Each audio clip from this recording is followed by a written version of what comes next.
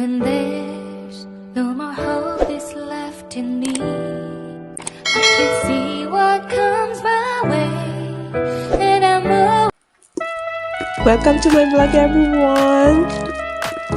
Kumusta po tayong lahat? At ngayong araw na to, gagawa tayo ng isa sa mga specialty nila sa Bohol. Ito ay ang suman dinumugan o suman na saba. Kakailanganin natin 10 pieces fresh saba o crosset saba para naman sa mga kababayan natin nasa ibang bansa. Minamash ko siya gamit ang masher, pero pwede naman kayong gumamit ng tinidor o kaya food processor kung gusto nyo ng talagang pino talaga siya, o di naman kaya nagmamadali kayo.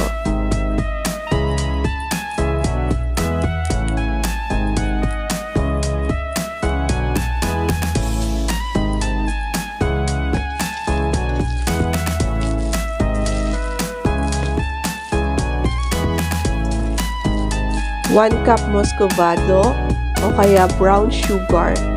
Pero ako, gagamitin ko ngayon ay muscovado.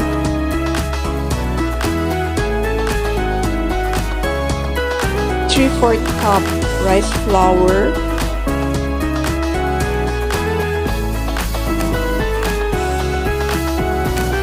One cup shredded young coconut meat.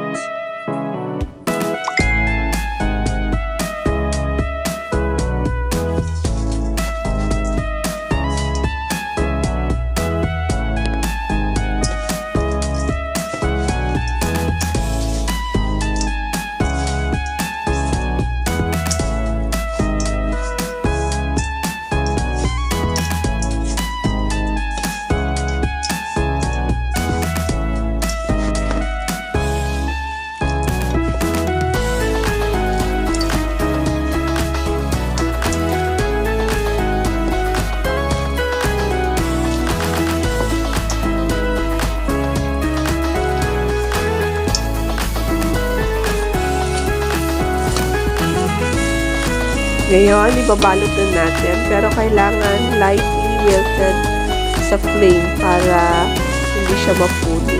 At para maiba naman, iti-twist natin. Lalagyan ko siya ng cheese, dahil alam niyo naman ang inyong Inday mahilig sa cheese. Kaya ayan, magta-try tayo maglagay ng cheese.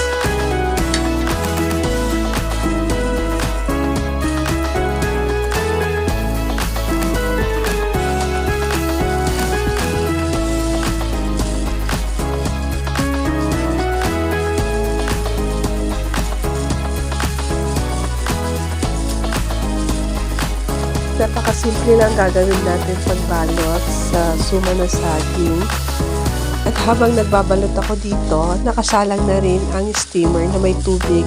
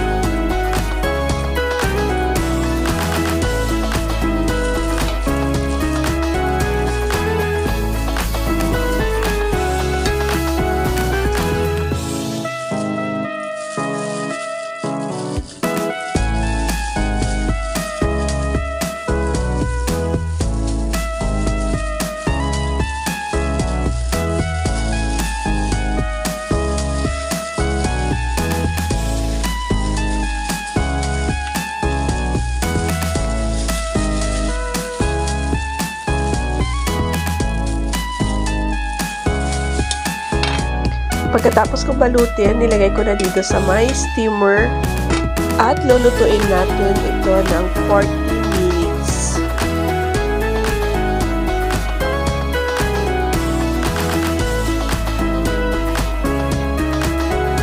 After 40 minutes, ito na ang ating suman na saba. At excited na rin ako tikman ito.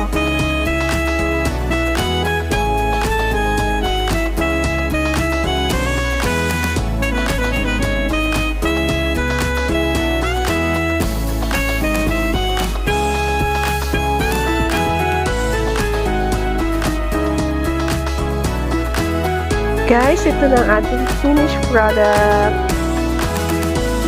Yan. Tapos lagyan natin ng muscovado sa ibabaw.